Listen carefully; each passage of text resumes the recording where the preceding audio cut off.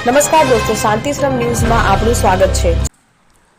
રાજકોટમાં માધાપર ચોકડી નજીક આયોજિત સર્વજ્ઞાતીય સમૂહ લગ્નમાં લગ્ન સમયે જ આયોજકો ગાયબ થઈ જતા અને લગ્ન સ્થળે કોઈ વ્યવસ્થા ન હોવાથી પરણવા આવેલા વરવધુ અને તેમના પરિવારજનો મુશ્કેલીમાં મુકાયા હતા। રાજકોટ ઉપરાંત આસપાસના જિલ્લાઓમાંથી લોકો જાન જોડીને પરણવા પહોંચ્યા હતા, પરંતુ અહીં કોઈ વ્યવસ્થા જ ન હતી અને આયોજકો પણ ગાયબ થયા હતા, જેના કારણે જાન લીલા તોરણે જ પરત ફરવા લાગતા કન્યાઓ રડી પડી હતી।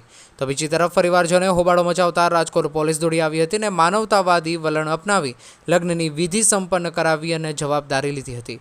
રાજકોટ પોલીસના ડીસીપી, એસીપી સહિતના સ્ટાફે નવદંપતિને આશીર્વાદ આપતા લોકોએ તાળીઓ પાડી રાજકોટ પોલીસ જિંદાબાદના નારા લગાવ્યા હતા। પોલીસની સાથે સાથે રાજકોટના સામાજિક આગેવાનો પણ આગળ આવ્યા હતા અને લગ્ન પ્રસંગે નવવધુને જે કરિયાવર આપવાનો હોય છે તેની વ્યવસ્થા કરી આપી હતી। તો બીજી તરફ સામાજિક સંસ્થાઓ ભોજનની પણ તાત્કાલિક વ્યવસ્થા કરી આપી હતી। આયોજકો ગાયબ થઈ જતા પરિવારજનોએ હોબાળો મચાવ્યો હતો। રાજકોટ પોલીસે લગ્નવિધિ શરૂ કરાવ્યા બાદ જે આયોજક સામે આક્ષેપો થયા તેની સામે ગુનો નોંધવાની તજવીજ શરૂ કરી છે। તો બીજી તરફ આયોજક ચંદ્રેશ છત્રોલાએ પોતાની તબિયત સારી ન હોવાથી હોસ્પિટલમાં એડમિટ હોવાનું સ્ટેટસ મૂક્યું હોવાનું જાણવા મળ્યું છે। જોકે હોસ્પિટલે તેને શુક્રવારે રાત્રે જ ડિસ્ચાર્જ કરી દીધો હોવાનું પોલીસને જણાવ્યું છે। સમૂહ લગ્નના આયોજકોએ વર અને કન્યા પક્ષ પાસેથી 15,000 થી 40,000 રૂપિયા ફી પેટે લીધા હોવાનું સામે આવ્યું છે। સમૂહ લગ્ન માટે રૂપિયા 15,000 થી 40,000ની ફી વસૂલવામાં આવી હતી। પ્રાપ્ત વિગતો મુજબ રાજકોટના માધાપર ચોકડી નજીક આવેલી એડીબી હોટલ સામે આવેલા ગ્રાઉન્ડમાં ઋષિવંશી સમાજના નામે 28 સર્વજ્ઞાતીય દીકરીના સમૂહ લગ્નનું આયોજન કરવામાં આવ્યું હતું। આ માટે બધા પરિવારો પાસેથી રૂપિયા 15,000 થી 40,000 ઉઘરાવી લેવામાં આવ્યા હતા। જોકે આજે લગ્નના દિવસે સવારથી પરિવારો આવ્યા તો કોઈ પણ આયોજક હાજર નહીં, એના કારણે આ અંગે પોતાની સાથે છેતરપિંડી થયાનો અહેસાસ થતાં આ અંગે પોલીસને જાણ કરવામાં આવી હતી। બનાવની જાણ થતાં હાલ પોલીસ દોડી આવી હતી અને સૌપ્રથમ જે લોકોના લગ્ન અટક્યા હોય એ લગ્નો પૂર્ણ કરાવવા માટે પોલીસ દ્વારા કવાયત શરૂ કરવામાં આવી છે। અમદાવાદથી અમે કાલે અહીંયા આવ્યા હતા અને આજે સવારે અહીંયાના 6 વાગ્યાના રેડી થઈને બેઠા છીએ। અમે અહીંયા આવ્યા છીએ તો કોઈ અહીંયા વ્યવસ્થા જ નથી પાણીની, નથી બેસવાની, કે નથી અહીંયા મંડપ બાંધેલા, કે હજી સુધી 9-10 વાગવા આવ્યા છે તો કશું કોઈ જોવાય નથી આવ્યું કે શું કરવું કે શું ન કરવું। અમે લોકો શું કરીએ, અમે છેક દૂરથી આવ્યા છીએ, અમારા બધા ઘરના આવ્યા છે, 50-50 જણા લોકોને લાવવાનું કીધું તો અહીંયા બધા રખડી પડ્યા છે। અમે શું કરીએ હવે? કંઈક તો કરવું જોઈએ ને। આ લોકોએ બધા કોઈ ફોન નથી ઉપાડતું, આયોજક એક માંદા પડે છે એને પાછળ ખબર નહીં બીજા લોકો શું કરે છે, કોઈ જ આઈડિયા નથી। પાણીની વ્યવસ્થા જ નથી, કરિયાવર તો બહુ દૂરની વસ્તુ છે, અહીંયા પાણીની વ્યવસ્થા નથી। અમે કેટલા લોકો અહીંયા છીએ હાલની, પણ કોઈ છે નહીં અહીંયા। 20,000 રૂપિયા લીધા છે, કાંઈ સગવડતા છે નહીં। અમે 6 વાગ્યાના આવીને અહીંયા બેઠા છીએ તો અહીંયા કાંઈ છે નહીં, પાણીની, ચાની, શેની વ્યવસ્થા નથી અને કોઈ જવાબ દેતા નથી, કોઈ ફોન ઉપાડતા નથી। અમારે હવે શું કરવાનું? અમે 30,000 રૂપિયા ભર્યા છે।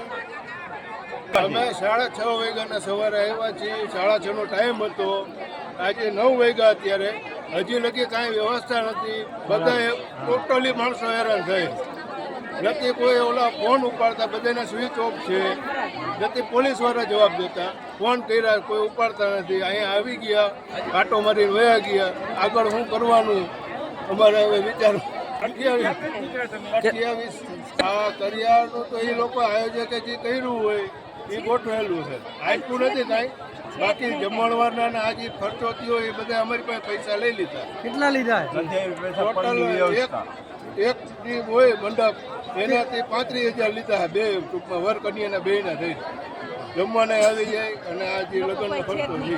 પક્ષવાળા અને કન્યા પક્ષવાળા અહીંયા આવ્યા તો એમને જોયું કે કોઈ પૂરતી તૈયારીઓ નથી અને આયોજક અને એના કોઈ જે મદદ કરનારા માણસો પણ નથી, એટલે એમાંથી અમે લોકો આવ્યા ત્યાં સુધીમાં તો ઘણા વરપક્ષ કન્યા પક્ષવાળા જતા રહેલ છે, પરંતુ જે હાજર છે એને અમે એવું કહેલ છે કે પોલીસ તરફથી પૂરેપૂરી મદદ કરીને અમે તમારા લગ્ન વિધિ સંપન્ન કરાવીએ। કેમ કે આમાં ઘણી મોટાભાગે એવું હોય છે કે એક વખત લગ્ન લખાઈ જાય પછી મરણ થાય તો પણ અટકતા નથી, તો પછી આ તો આજે તો લગ્નનો દિવસ આવી ગયો તો હવે જે હાજર છે એને પોલીસ તરફથી સંપૂર્ણ સહયોગ આપી અને લગ્ન સંપન્ન કરાવવા માટે અમે અહીં આવ્યા છીએ। સાહેબ, સંપર્ક કર્યો તો આયોજકોનો કઈ સંપર્ક થયો છે? હજી તો અમે જસ્ટ અહીંયા આવ્યા છીએ, તો અમારી પહેલી પ્રાયોરિટી એ છે કે કોઈ જતા ના રહે અને જેને લગ્ન કરાવવા છે એના લગ્ન અમે પહેલા પૂરા કરાવીએ. સાહેબ મોટા ભાગના તો જતા રહ્યા છે કારણ કે છે 2-3 કપલ છે અને બીજાને પણ જેમને જરૂરિયાત હશે તો બોલાવીશું આપણે.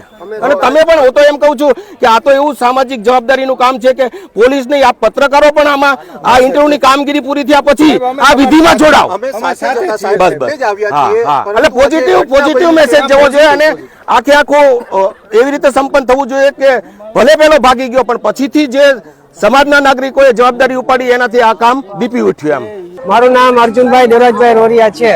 આયોજકો તો ભાગી ગયા છે, હવે અમે શું કહી શકીએ, અમને તો કઈ ખબર છે નહીં. એનો સ્ટેટસ આવ્યું હતું કે હું બીમાર છું અને હું 4 વાગે આવી શકીશ, એની પહેલા નહીં આવી શકું. અને બધા અમારા આયોજકો આવી જશે પણ હજી સુધી કોઈ આવ્યું નથી અહીંયા. અને 28 લગ્ન હતા, 28 દીકરીના જે મીંઢોર માંગ્યા હોય એને માતાજીને વચમાં લીધા હોય. ભાઈ હવે એ મીંઢોર ક્યાં છોડવા, મને કયો તમે? 4 ફેરા ફરવા હોય, અમુક પાસે પૈસા ન હોય બિચારા ગરીબ.